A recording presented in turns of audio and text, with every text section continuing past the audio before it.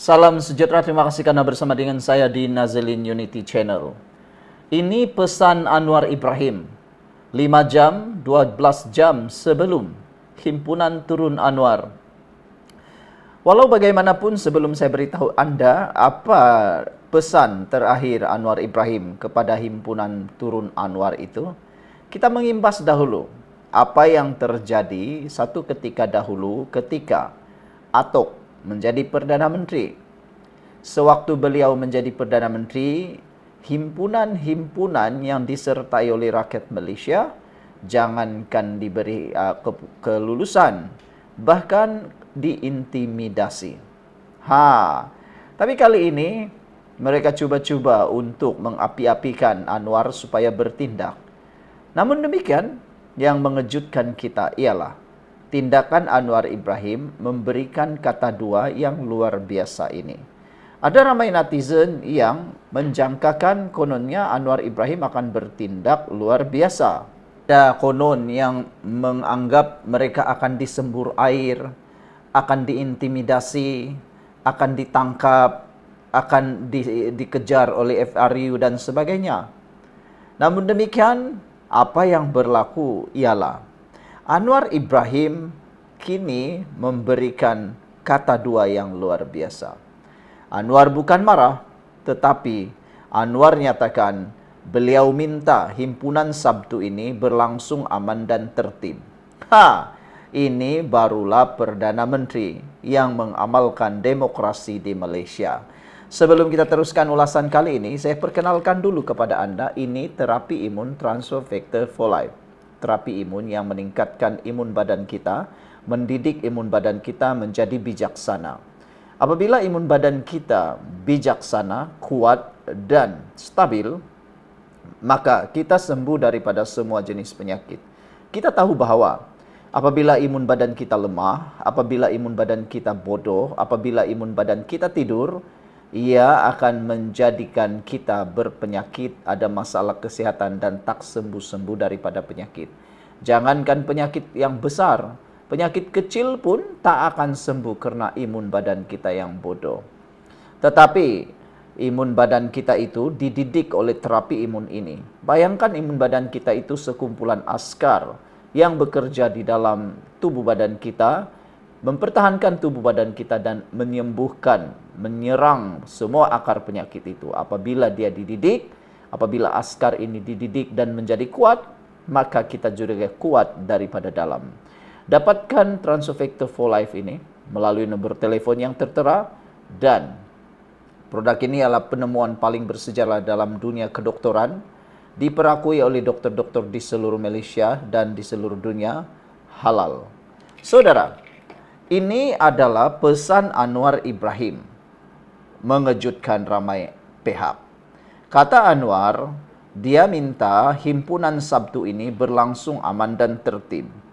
Perdana Menteri Anwar Ibrahim mengambil maklum tentang perhimpunan Sabtu ini, dan sebagai seorang yang berpegang teguh kepada prinsip perlembagaan serta semangat reformasi, dia menitipkan pesanan agar ia berlangsung secara aman dan tertib.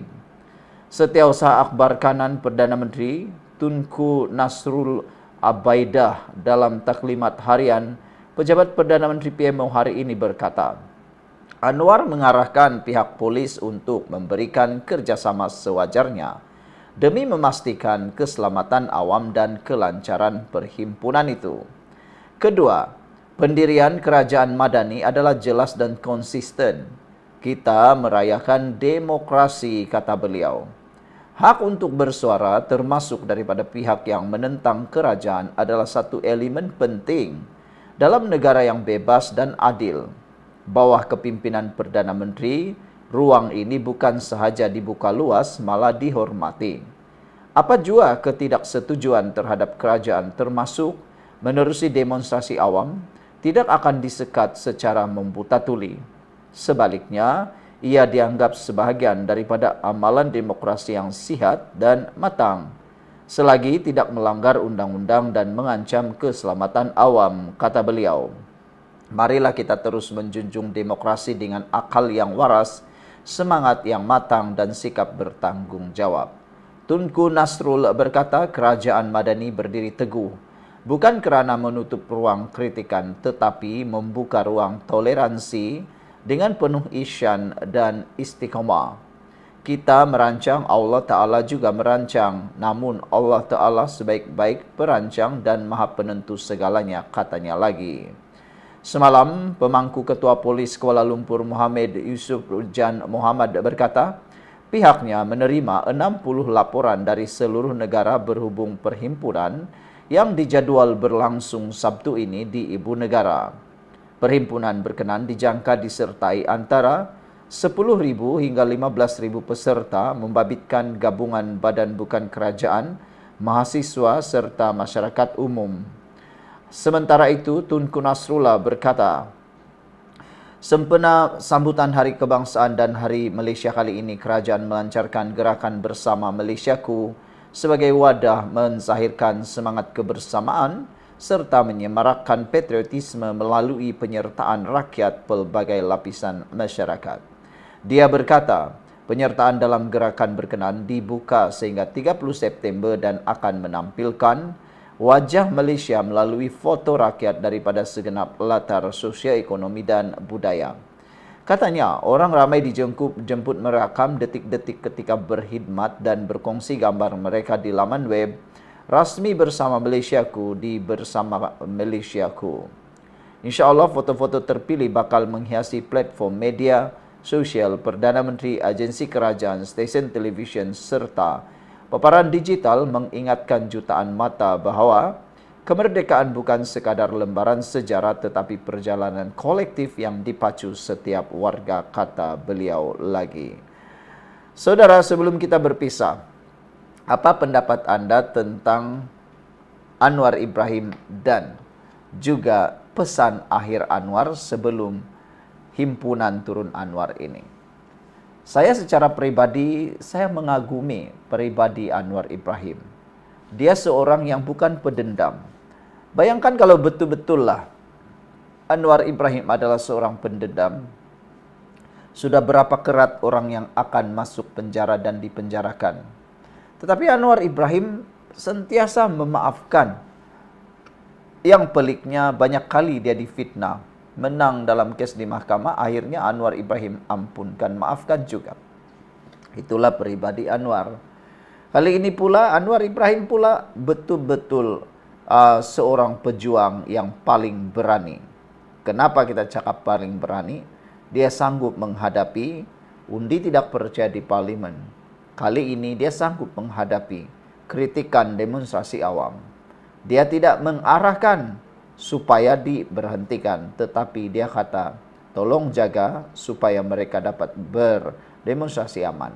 Inilah Perdana Menteri yang sepatutnya kita ada. Bagaimana pula dengan Perdana Menteri daripada Perikatan Nasional?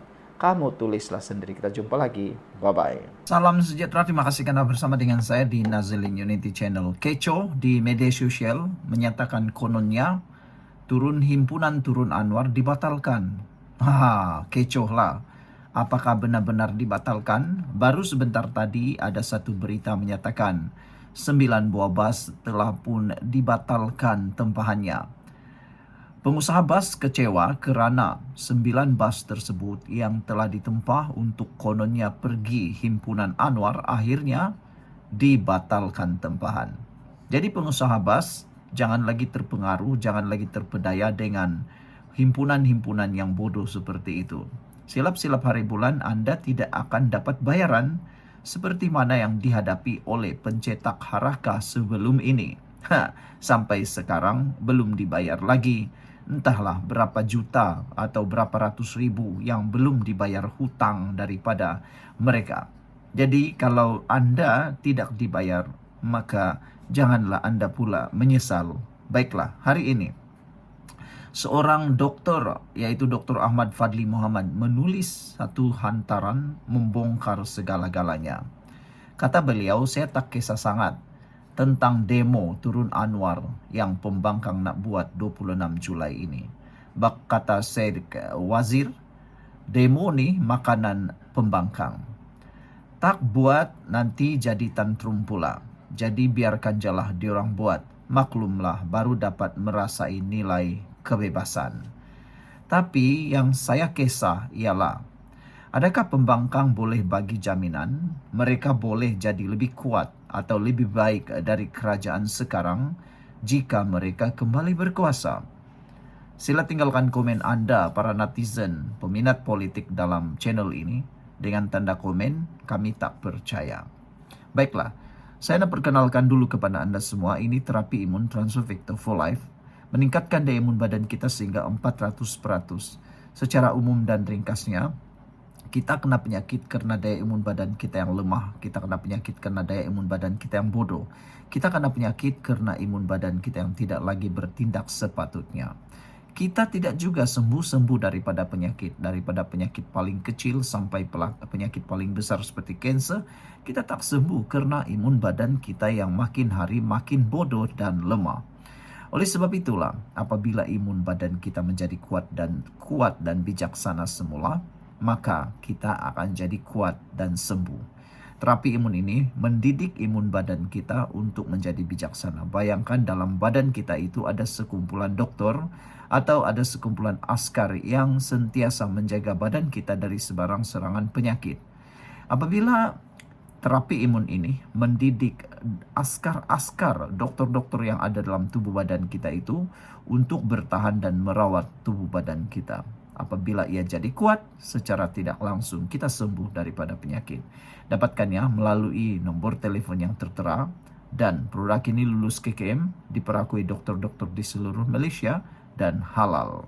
Saudara, adakah pembangkang boleh memberi jaminan jika mereka menjadi kerajaan semula, mereka dapat lebih baik daripada kerajaan yang ada sekarang? Yang galak sangat nak turun Anwar ini, tanya dulu pada diri sendiri. Beranikah pembangkang buat janji terbuka kepada kamu bahawa ekonomi negara akan jadi lebih baik daripada sekarang jika mereka mendapatkan kerajaan atau menaikkan Perdana Menteri yang mereka sukai? Kedua, adakah mereka juga berani membuat janji terbuka bahawa mereka mampu membuat pelaburan, menarik pelaburan melebihi 378.5 bilion ringgit seperti yang dicapai kerajaan sekarang, rekod tertinggi dalam sejarah negara? Ketiga, adakah mereka juga berani untuk berjanji secara terbuka bahawa mereka akan mampu mencapai inflasi lebih rendah daripada 1.1% antara yang paling rendah di ASEAN? Atau yang keempat, beranikah mereka berjanji untuk dapat pengangguran akan lebih rendah daripada 3.0% terendah dalam 10 tahun? Yang kelima, adakah mereka juga berani berjanji secara terbuka bahawa mereka akan mampu mendapatkan ringgit lebih stabil dan terus mengukuh seperti sekarang? Saya tidak yakin dengan kemampuan pembangkang untuk menandingi pencapaian ini. Bagaimana pula dengan Anda? Dan yang keenam, adakah cukai tak akan dikenakan kepada rakyat jika mereka terus berkuasa? Kalau diorang tak berani bagi jaminan, buang masa sajalah demo ini. Retorik semata-mata. Dengar sajalah nasihat Esek Wazir. Kerajaan Madani mesti dikekalkan untuk kekalkan kestabilan negara dan ekonomi. Pembangkang bising konon harga naik, harga barang naik. Zaman Perdana Menteri mana harga barang pernah turun? Waktu PN jadi kerajaan 33 bulan dulu, Razman siap cakap lagi, selagi kita hidup, isu harga barang naik tidak akan selesai. Hadi Awang pun kata harga barang naik kerana inflasi dunia, bukan salah kerajaan. Waktu tu, korang tak kecampun diorang ini, angguk kepala saja. Tapi hari ini di bawah kerajaan Madani, kerajaan mengawal dan memantau kenaikan harga barang dari melonjak naik. Inflasi kita kekal rendah dan stabil pada 1.1%. Ini fakta bukan auta. Walaupun penyasaran SST dilaksanakan, tiada kenaikan harga barang asasi naik secara mendadak. Lebih melucukan, pemimpin pembangkang yang kuat sangat mendesak Anwar turun ini bukanlah bersih. Bukannya bersih sangat pun. Ada yang gagal urus ekonomi.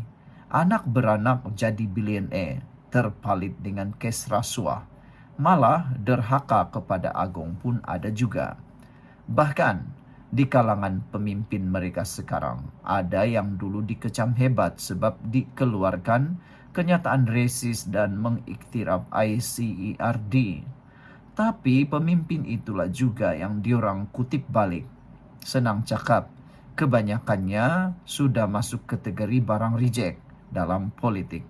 Tapi tiba-tiba muncul dan hidup balik. Kononnya nak jadi hero rakyat. Hakikatnya semasa mereka berkuasa dulu, rakyat tak nampak pun pencapaian besar mereka. Demo Sabtu ini hanyalah usaha terdesak mereka untuk selamatkan karier politik masing-masing saja.